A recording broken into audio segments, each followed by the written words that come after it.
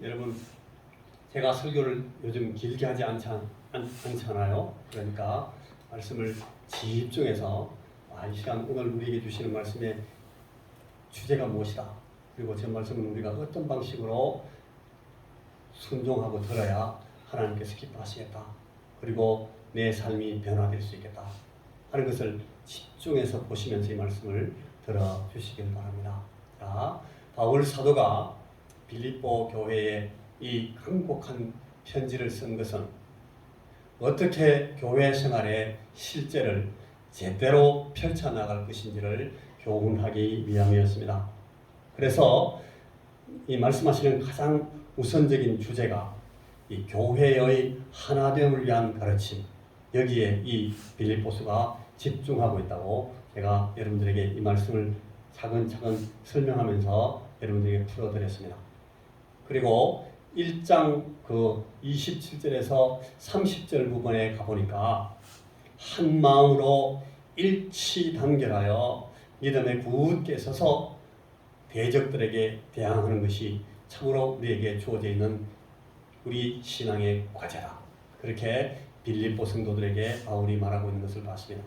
그래서 오늘 이제 2장으로 넘어와서 2장 1절에서 4절 사이의 말씀을 보니까 교회 안에서 어떻게 이제 한 마음을 이루는가, 한 마음으로 일치 단결해서 믿음에 굳게 서야 되는데 우리는 그럼 어떻게 하면 한 마음을 이룰 수 있는가, 그 내용입니다. 그 내용이 겸손과 자기 희생적인 사랑, 겸손과 사랑으로 하나 되는 공동체를 이루어 나가는 것이 우리의 과제다. 이것이 그리스도의 복음에 합당하게 교회 공동체의 삶을 꾸려나가는 방법이다 라고 바울 사도가 지금 1장 그리고 2장에서 말씀을 해 나가고 있습니다.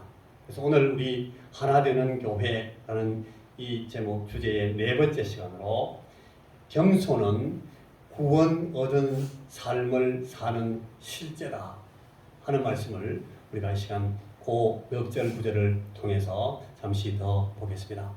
자, 여러분, 저 제목을 잘 한번 보십시오. 빨간 글자. 겸손은 구원 얻은 삶을 사는 실제입니다. 만약 우리가 겸손하지 못하면 우리가 구원을 얻은 사람들로서 산다 할지라도 저 실제를 누리지 못한다는 뜻이 될 수 있습니다.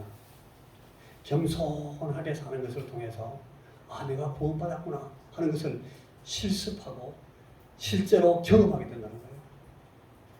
그러니까 세상 사람들은 저 겸손을 맛볼 수 있다 없다. 세상 사람들은 겸허하고 겸손하자 이렇게 말한다 할지라도 참된 겸손을 구원받은 사람으로 구원받은 사람으로서의 삶을 실제로 경험하지 못하니까 저런 겸손을 경험하지 못한다, 그런 뜻이 될 수도 있어요.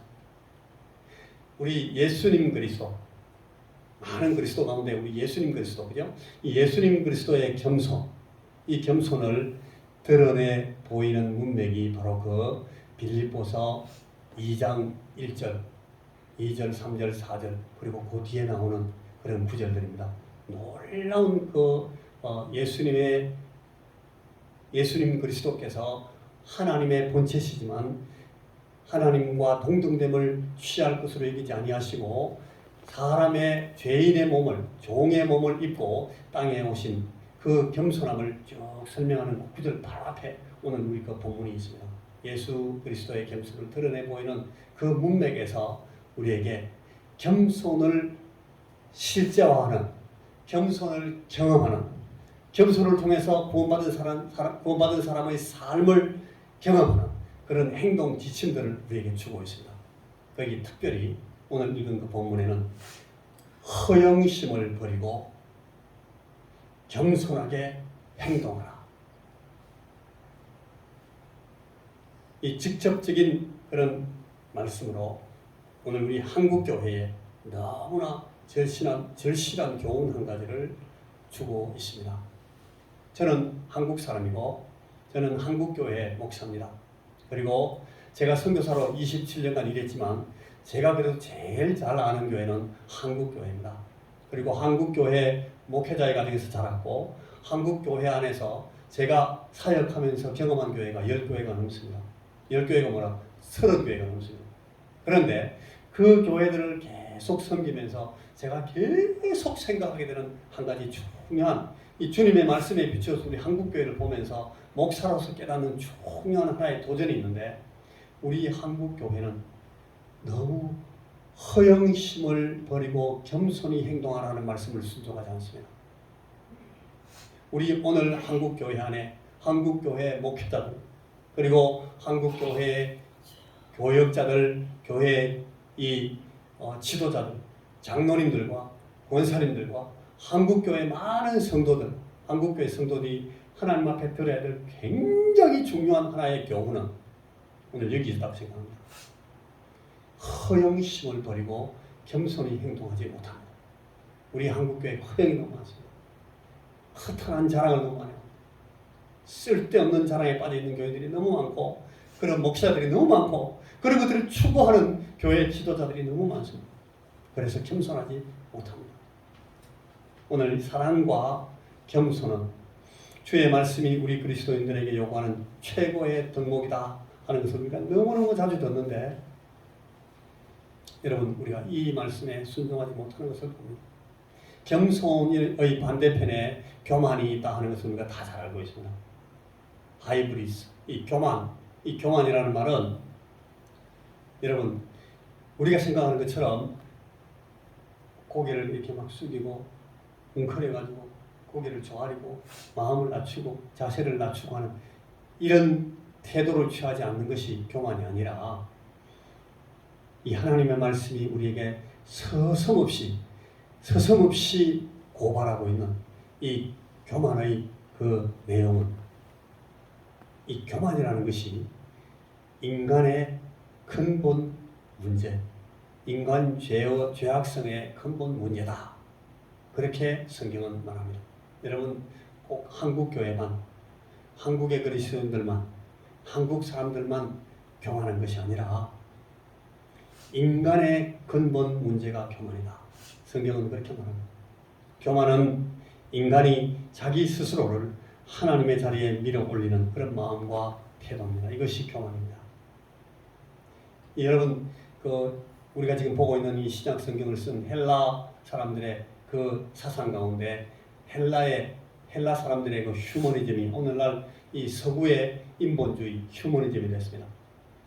이 헬라적인 휴머니즘과 서구 인본주의가 말하고, 그리고 우리가 지금 서구의 학문들이, 철학들이 오늘날 이 현대주의의 그 기본적인 근본이 되고 있는 합리적인 계몽 사상, 이런 것들이 모두 이 성경의 반대적인 주장을 하는데, 인간이 우주의 중심이다.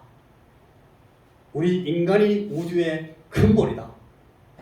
인간이야말로 이 만물의 척도다. 그렇게 주장하는 겁니다. 이게 헬라 휴머니즘의 기본이고, 이게 서구 인본주의의 바탕이고, 합리적인 계몽 사상의 근본적인 명제입니다. 인간이 우주의 중심이다. 그래서 인본주의다 그렇게 말합니다. 이게 바로 인간 교만의 본질입니다. 이게 성경을 가장 악하게 대적하는 그런 사상입니다. 창세기 3장에 보면 피조물인 우리 인간, 아담이 인간이잖아요. 아담이라는 말의 뜻이 사람 그런 뜻인데, 이 피조물인 이 인간의 교만이 이 창조주이신 하나님을 무시하고 하나님께 도전했다. 그렇게 창세기 3장은 고발합니다. 우리 인간의 죄는 다른 것이 아니라 하나님과 같이 맞먹으려고, 나도 하나님이다, 내가 인간의 근본이니까 내가 주인이야, 내가 하나님과 맞먹을 수 있어 하라고 고개를 쳐드는, 그게 인간의 죄입니다. 그것이 인간의 죄의 시작이고 인간 죄의 끝입니다. 그게 교만입니다. 그런데 이 종말의 아담이신 우리 예수님 그리스도께서 십자가에 죽으신 것은 이 옛 아담의 이 실패, 이 오류를 바로잡으신 것입니다. 여러분, 종말, 오는 세대, 우리에게 주어질 이 하나님 나라, 이 세대의 아담이 되시는 이 예수님께서 우리 인간이 하나님의 다스리심, 하나님의 주권에 의지하고 하나님의 도와주심을 기대하고 하나님 은혜 베푸심에만 희망을 걸고 그렇게 순종하기로 하는 삶, 자기 주장을 하지 않고 내가 하나님과 맞먹겠다고 생각하지 않고 하나님께서 내게 주시는 것으로만 내가 먹고 살 수 있습니다. 하나님께서 내게 주시는 은혜로만 내가 설 수 있습니다. 하나님의 은혜로만 내가 구원을 얻을 수 있고 하나님 앞에 설 수 있습니다. 라고 이 아담의 교만을 뒤집어서 하나님의 은혜에만 의존하는 그런 겸손한 자세를 예수님께서 십자가에 죽으시면서 우리 안에 복구해 내신 겁니다. 이게 바로 이 자신이 너무 무력한 피조물임을 인정함으로 피조물의 자세로 돌아오는 거예요. 내 안에 나를 구원할 능력이나 나를 구원할 지혜가 없음을 인정하고 내가 설사 무엇을 성공적으로 이루어내고 내가 뭔가를 성취했다 할지라도 그것이 모두 하나님의 은혜 때문에 이루어진 하나님의 은혜에 기반하였으므로 내가 스스로 자랑할 것이 없다 라고 생각하는 이것이 우리 종말의 아담이신 예수님께서 십자가에서 죽으심으로 우리에게 보여주신, 가르쳐주신, 우리에게 회복시키신 그 새 아담, 종말의 아담의 그 모양이다. 그게 교만을 깨뜨린 것이고 그것이 참 겸손의 시작입니다. 자칫 우리는 심지어는 은혜 받는 것도 은혜라는 것이 얻어먹고 산다 그 뜻인데 얻어먹고 사는 것도 막 자랑합니다. 나는 은혜를 많이 받았어. 무슨 말인가 하면 나는 구걸해가지고 많이 얻어먹었어. 그걸 자랑하고 다닙니다. 얼마나 이게 논센스인가 말이에요. 은혜를 받고 불쌍히 여김을 받았다. 하나님 앞에 내가 죄 용서를 받았다. 그걸 막 자랑하고 다닌다. 난 용서 많이 받았어. 난 너무너무 용서 많이 받았다. 자랑하고 다닌다. 이것까지도 자랑하려고 하는 그 인간의 본성. 이게 참 논센스인데도 불구하고 이게 우리 인간들의 모양이라는 거예요. 이 교만의 실제에 대해서 오늘 그 본문이 허영이다. 그렇게 말합니다. 허영. 이거는 허탄한 자랑을 말합니다. 허영은 자신을 자기 삶의 중심에 놓고 설명하는 걸 말합니다. 자기 주장을 최고에 올려놓고 자기 말을 하는 겁니다. 이걸 허영이라고 그래요. 그게 교만이에요. 이건 다른 말로 하면 은혜는 없다. 내게 생긴 모든 일은 은혜가 아니다. 그런 주장과 고백입니다. 자기 인생의 중심에 스스로를 구원자로 주장하는 자세입니다. 이걸 성경이 허탄한 자랑, 쓸데없는 자랑이다. 그렇게 말합니다. 여러분 혹시 우리는 이 허탄한 자랑으로 살고 있지 않습니까? 은혜를 받은 것 가지고도 자랑한다니까요. 얻어먹고 사는 것도 자랑한다니까요. 용서받았다고 막 자랑하고 다닌다니까요. 그만큼 우리 인간들은 이 허탄한 자랑에 젖어 있어요. 교회 안에서 입만 벌리면 자랑하는 사람들이 있어요. 잘한 것도 아무것도 없는데도 자랑 듣는 그 사람도 다 갖고 있는 걸 가지고 막 자랑해. 그걸 성경이 쓸데없는 자랑이라고 한다니까요. 허탄한 자랑. 자, 우리가 이 고린도전서 1장 26절부터 32절까지 말씀을 한번 같이 큰 소리로 한번 읽어보겠습니다. 같이 저만 읽으면 여러분 또 졸립니다. 같이 읽습니다. 시작. 형제들아 너희를 부르심을 보라. 육체를 따라 지혜로운 자가 많지 아니하며 능한 자가 많지 아니하며 문벌 좋은 자가 많지 아니하도다. 그러나 하나님께서 세상의 미련한 것들을 택하사 지혜 있는 자들을 부끄럽게 하려 하시고 세상의 약한 것들을 택하사 강한 것들을 부끄럽게 하려 하시며 하나님께서 세상의 천한 것들과 멸시받는 것들과 없는 것들을 택하사 있는 것들을 폐하려 하시나니 이는 아무 육체도 하나님 앞에서 자랑하지 못하게 하려 하심이라. 너희는 하나님으로부터 나서 그리스도 예수 안에 있고 예수는 하나님으로부터 나와서 우리에게 지혜와 의로움과 거룩함과 구원함이 되셨으니 기록된 바 자랑하는 자는 주 안에서 자랑하라 함과 같게 하려 함이라. 자, 고린도후서 10장 17절 18절도 또 있습니다. 같이 시작. 자랑하는 자는 주 안에서 자랑할지니라. 옳다 인정함을 받는 자는 자기를 칭찬하는 자가 아니요 오직 주께서 칭찬하시는 자니라. 우리 그리스도인들의 이 의인됨은 그 종말론적인 유보 상황임을 항상 기억합시다. 아이고 또 이 목사님이 또 어려운 말 쓰시네. 아닙니다. 여러분들에게 여러 번 설명했던 내용입니다. 우리의 의롭다, 우리가 의롭다함을 입은 것은 이미 의롭다함을 받기 시작했지만 아직 완전히 의롭게 되지 않은 지금 공사 중인 의로움이라는 겁니다. 이게 종말론적인 유보 상황입니다.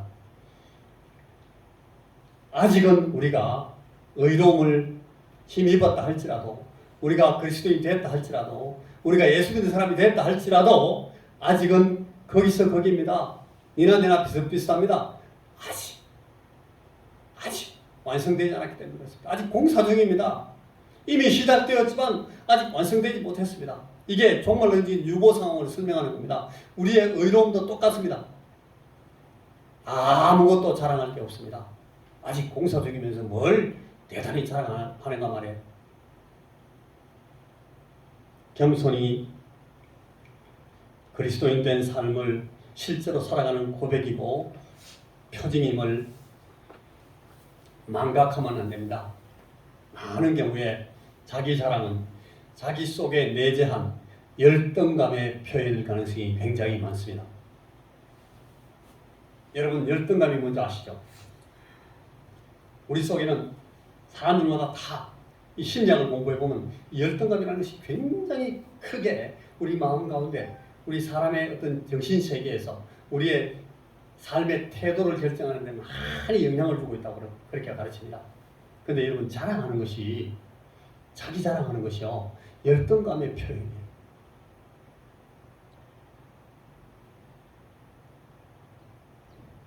열등감이 많은 사람일수록 막 자기 자랑을 합니다.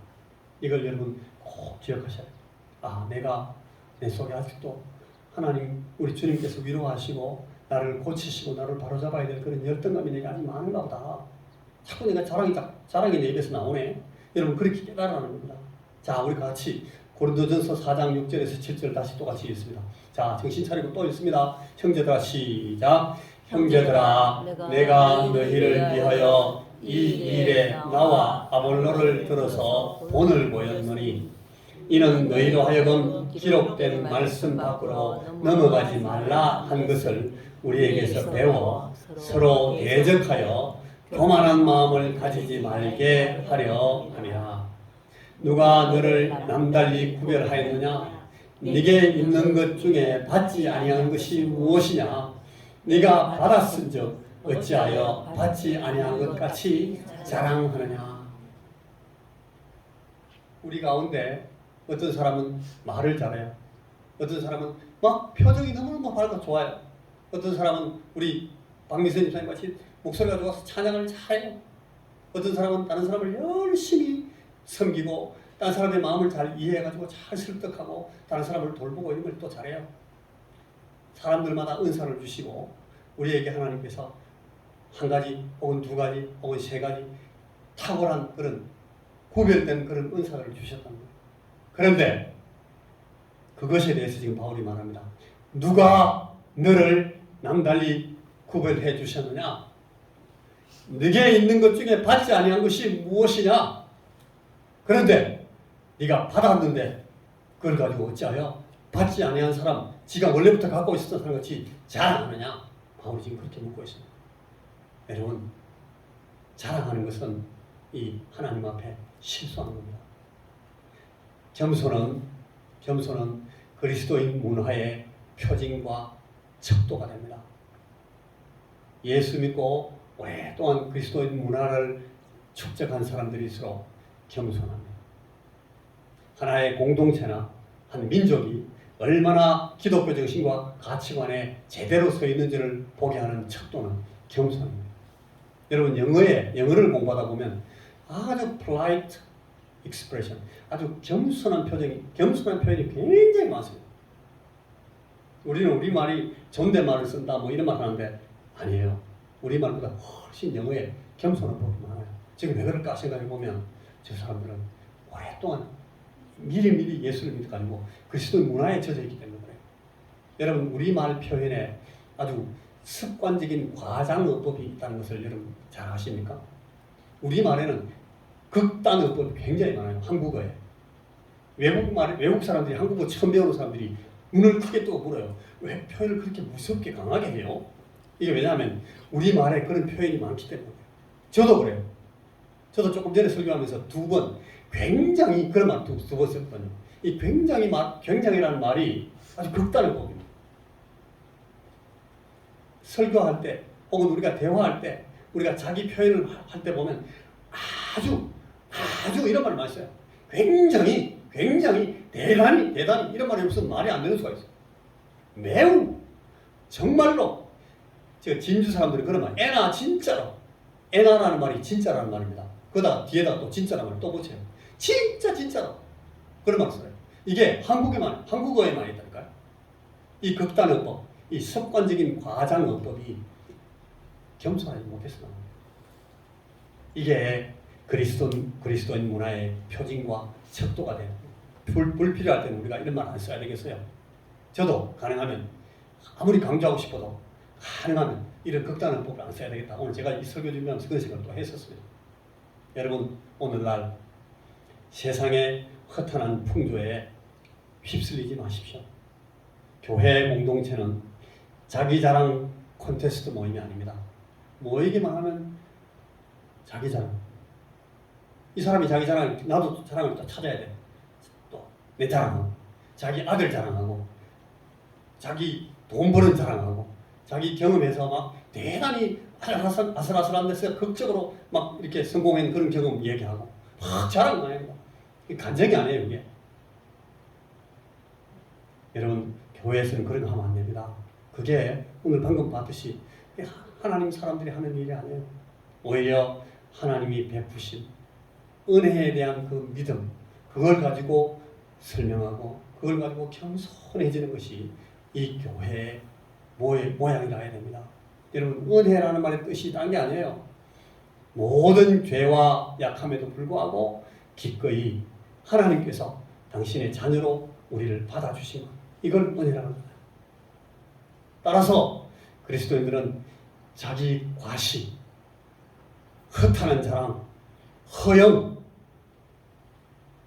이것과 열등감에서 완전히 해방된 사람입니다. 사실은 거기 얽눌릴 필요가 없는 사람들이에요. 우리는 막 자기 자랑에 취해 있을 필요가 없는 사람들이에요. 안 그래도 괜찮은 사람들이에요. 우리는 열등감 때문에 막 자기를 설명할 필요가 없는 사람들입니다. 우리는 은혜 받는 사람들이니까. 그래서 우리는 겸손할 수 있는 사람들입니다. 겸손해질 수 있습니다. 모든 좋은 것들은 다 하나님께로 받은 것이니까 우리가 자기 자랑하고 허탄하게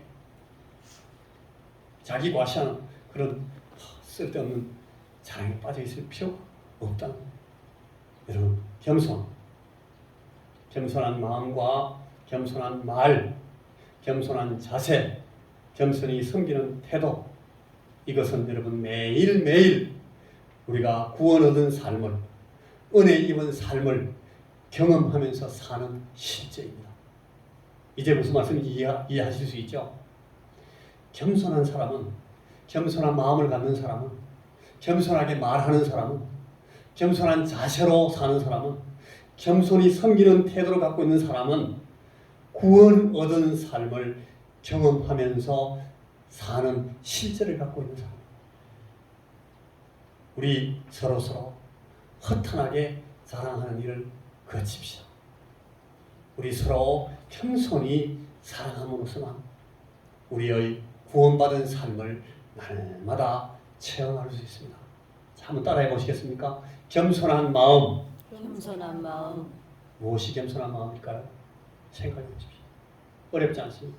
또 따라해 보십시오. 겸손한 말. 저도 여러분도 겸손한 말 해야 됩니다. 내가 목사네. 결코 자랑 아닙니다. 내가 장로다. 나 장로 난 40년 했다. 결코 그게 자랑이 아니라는 말이에요. 따라해 보십시오. 겸손한 자세. 겸손한 자세. 여러분 어떤 것이 겸손한 자세겠습니까? 생각해 보시면 압니다. 나는 오랫동안 교회를 섬겨온 내 권사야. 여러분 그게 혹시라도 우리 자신에 나타나면 안 됩니다. 그건 겸손한 것이 아니니까. 자, 마지막으로 따라해 보십시오. 겸손히 섬기는 태도. 겸손히 섬기는 태도. 어려운 것이 아닙니다. 겸손히 섬기는 태도를 가지고 우리의 교회 생활을 계속해 나가는 것이 여러분 우리의 구원받은 삶을 날마다 체험할 수 있는 귀한 방법이다 하는 겁니다. 자, 우리는 말씀을 다시 마음 가운데 새깁시다. 우리가 어떻게 하나가 될 수 있을까? 오늘 우리에게 주신 주님의 말씀은 말합니다. 서로 겸손함과 사랑함으로 교회 생활하는 것이 우리가 하나가 될 수 있는 방법이다. 이 말씀을 마음 가운데 새깁시다. 아멘. 아멘. 기도하겠습니다. 주여